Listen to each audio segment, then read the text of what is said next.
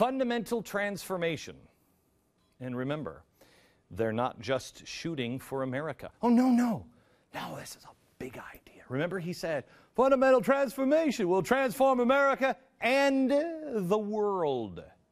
Wait until you see what they're doing now with the world. Oh, they've got plans. Did you know that in 2010, I could barely even remember how old I was in 2010. The Obama administration praised Kenya's new changes to their constitution, which include liberalization of its abortion laws and also partially implementing Muslim Sharia law. But other than that, wow. Why were they so happy? Well, they had an awful lot invested in that. According to a new USA Aid report, the Obama administration spent $61.2 million related to the vote on the August vote on the new Kenyan Constitution. Hang on, because this sounds like you and me, spent $61.2 million on the new Kenya Constitution. I don't even know if they have houses in Kenya, or hippopotamuses, or giraffes, or do they have bears? I don't even know anything about Kenya. I don't care to know anything about Kenya. I'm spending $61.2 million on Kenya's constitution. We barely know our constitution. How about we spend $62 million on our constitution? The report goes on to show $12.6 million going to the efforts to directly promote the pro-abortion constitution. Did you know that? Because I didn't know that. I would have been so excited had I known that. I wish they would have come out earlier and told us they were doing it, because I would have had a party hat. I would have had a glass of Coca-Cola with a straw and a snifter.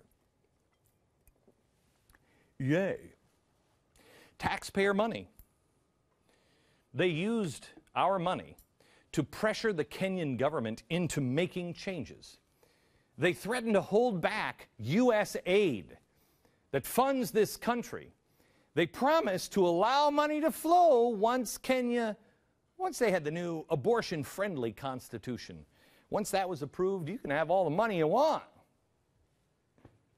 The GAO investigated this use of taxpayer money and found Obama violates federal law by forcing abortion rights on Kenya. I don't remember reporting on this. It's almost like they were overwhelming the system. The GAO originally became a little suspicious when an Obama official in the State Department ignored requests from the GAO to answer any questions on their activities in Kenya. So stand in line. They wouldn't even talk about it. Oh. And also, you might want to just look into a little-known group who was working alongside with the administration on the Kenya Constitution. I doubt you've ever even heard of it. It's... Yes. Open Society Institute already tried, and then they failed in 2005. Oh, if we could just get more babies killed. Well, he found a way to do it. Call Barack Obama. Barack Obama is here to save the day. They got their wish. This is the world in which we are headed. Forget our flawed, dusty, powdered wig, dirty rag of a constitution. It doesn't even talk about the right to kill babies in the womb. Oh, man. What was it they used to say?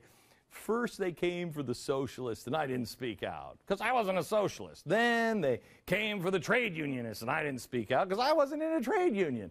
Then they came for the Jews, and I didn't speak out because I wasn't a Jew. Then they came for me, and there was nobody left to speak out at that point. Oh, that sucks, doesn't it? All summer long,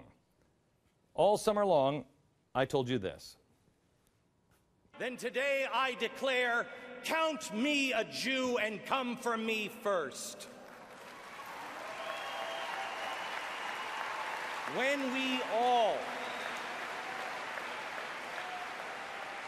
we all stand together and say, I'm one. Show me the Jews. I'm one.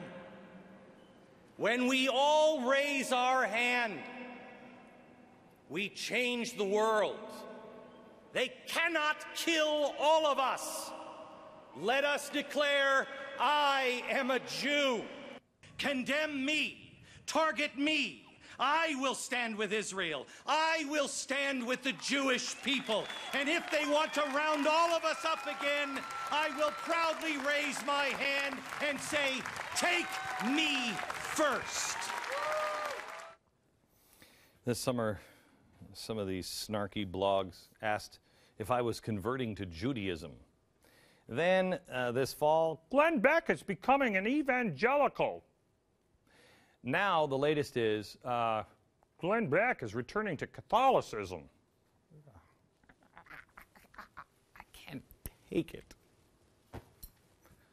Yep, I'm defending the Catholics. That's why I'm going to become one. Nope. Nope. I'm standing with people with principle. I don't believe in one world religion. I think that's a George Soros idea. I do believe in one God and the people that worship that one God. E pluribus unum. And if they target the Jews, the many should become one and stand together and go, oh no, we're all in this together. If they target the Catholics, we should all, many, become one and say, oh no, we're all Catholic here. Count me as a Jew, as a Catholic, as a Mormon, as a Lutheran, as an atheist if they come for the atheists. But if you don't stand now, you will be begging later that someone will stand with you and say, I'm with him. In 1966, when America still had a little bit of common sense, a pastor and a refugee from Romania testified in front of Congress. He talked about what happened with the communists and the churches during and after the Second World War. He said they were infiltrating the churches. Well, that's not happening. They were intimidating the churches. What? And then they started to imprison and torture. This man spent time in jail because he was a preacher. And when they finally released him, here's what he recalled the communists saying to him in his testimony to Congress. We also have another possibility with you. We can destroy you morally outside. We will find a story with a girl or with money story or something else, and people will be stupid enough to believe it. We will destroy you if you touch us. Ooh, that sounds like the best spooky dude too, doesn't it? You can't think of anybody in our society today, anybody of faith, anybody in the media, anybody in politics where that might have happened. Do you? He testified in front of Congress. That's what the communists do. He said this intimidation worked on many, if not most. He encountered several who warned, quote, preach Christ as much as you like, but don't touch the communists. May I just change that just a little bit? Americans, preach Christ as much as you possibly can, but also at the same time speak the truth about the communist and the capitalist, good and bad, and let the chips fall where they may. Count me in as someone who believes in the First Amendment. Count me in as someone who believes that you are free to worship religion in your religion of your choosing. Your religion is free.